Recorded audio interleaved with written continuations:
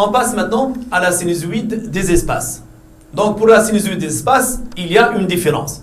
Donc, la sinusoïde des espaces, c'est quoi pour l'eau? Dans ce cas, c'est l'aspect d'une coupe transversale de la surface de l'eau passant par la source S.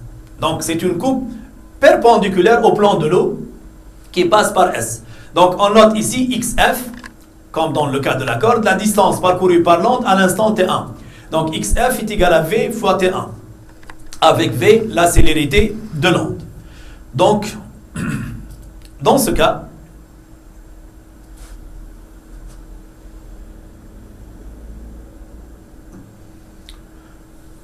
à l'instant T1, X supérieur ou égal à XF, c'est-à-dire les points qui sont distants d'une distance X qui est supérieure à XF, c'est-à-dire l'onde n'a pas encore atteint ces points.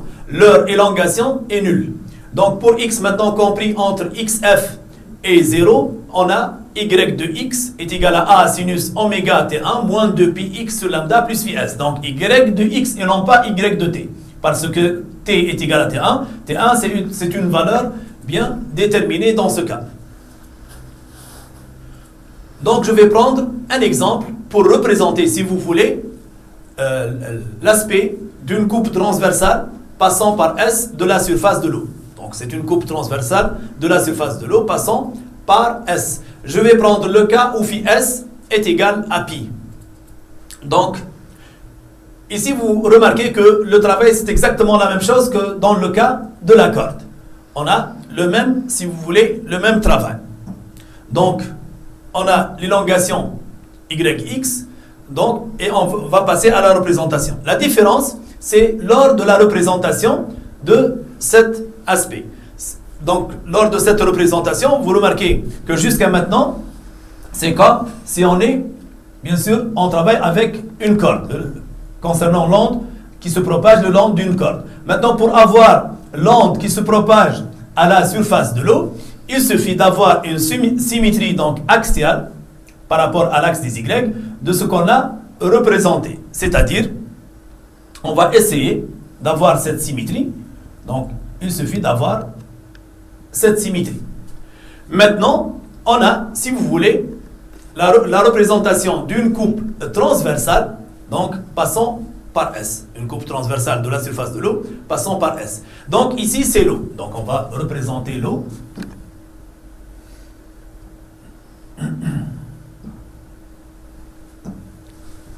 Donc, cette partie, donc ici, c'est l'eau.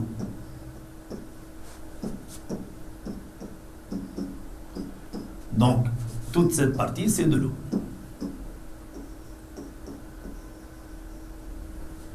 De même, si on regarde maintenant le nombre de crêtes et le nombre de creux. Parfois, les élèves disent que le nombre de crêtes est égal à 6. Non, c'est faux.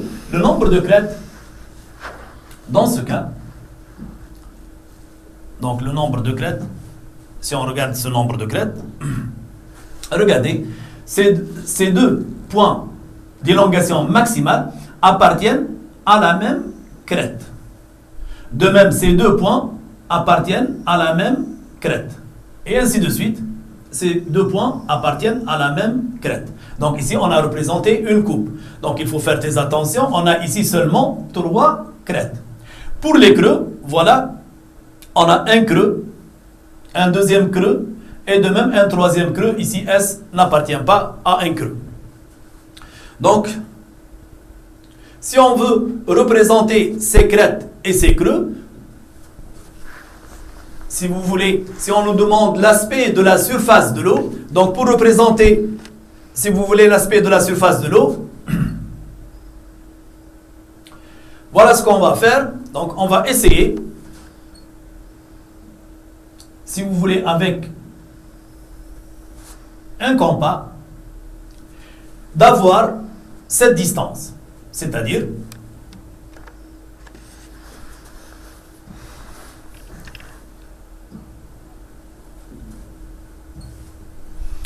donc, ici, je vais essayer de représenter, si vous voulez, le premier creux.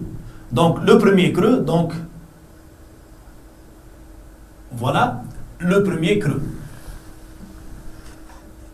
Donc, c'est un creux, on doit le représenter par des entrées discontinues. Pour avoir, si vous voulez, la première crête, voilà si vous voulez pour la première crête, donc on va essayer de représenter cette première crête. Voilà la première crête. Et ainsi de suite. Donc je vais essayer de faire déplacer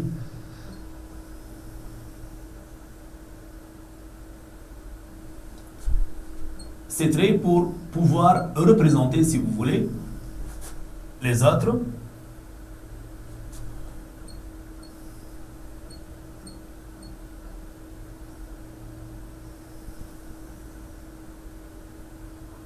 Voilà.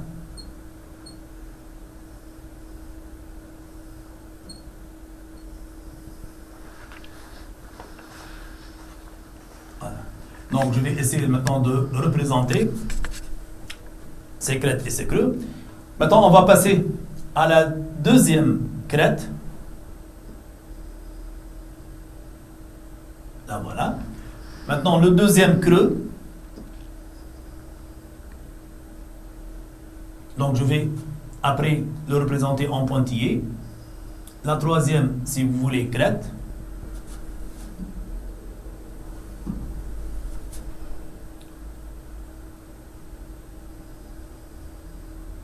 Voilà.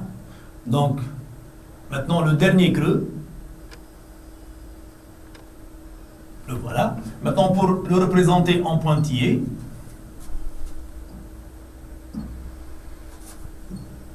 le voilà. De même pour ce creux, pour le représenter donc en pointillé. Et voilà, donc on a la première crête, le premier creux, donc deuxième crête, donc troisième crête. De même ici, on a le deuxième creux, le voilà, et le troisième creux. Si on regarde maintenant cette distance, donc on va essayer de voir cette distance. Donc je vais essayer de prendre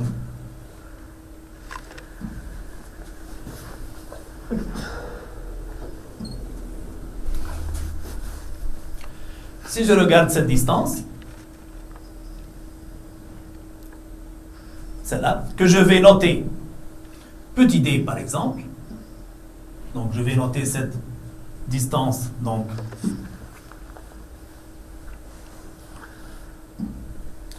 je vais noter cette distance petit d. Et je vais comparer cette distance, si vous voulez, à xf. Je vais comparer cette distance à xf. Donc, essayons de voir maintenant cette distance par rapport à xf. Regardez cette distance et regardez xf. Donc, voilà, si vous voulez, xf. Voilà la distance xf. On peut de même voir ça.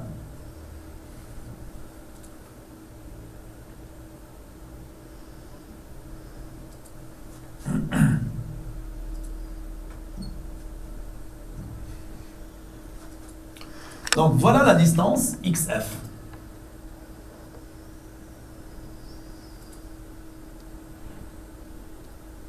Voilà. Donc, celle-là, c'est xf. Donc, je vais essayer de prendre xf. Donc, je vais changer la couleur pour voir xf. Voilà. Si vous voulez, la distance xf. Donc, celle-là, c'est xf. Et celle-là, c'est la distance d. Donc, on remarque que d n'est pas égal à xf. Donc, il faut faire très attention. Xf à quoi est égal? Est égal à la distance d plus cette petite distance. Donc, il faut faire très attention. Donc, xf, donc, elle est égale à cette distance d, donc est égal à d, plus cette petite distance. Mais cette petite distance n'est autre que lambda sur 4. Celle-là, c'est lambda sur 2. Tout ça, c'est lambda. Celle-là, c'est lambda sur 4. Ça veut dire que xf, donc il faut faire très attention, xf, elle est égale à la distance d plus lambda sur 4. Donc, il faut faire très attention. Donc, ici, on a la représentation de l'aspect d'une coupe transversale de la surface de l'eau. Ici, c'est l'aspect de la surface de l'eau. Il faut faire très attention à cette différence entre les deux distances. Donc, on passe à la suite.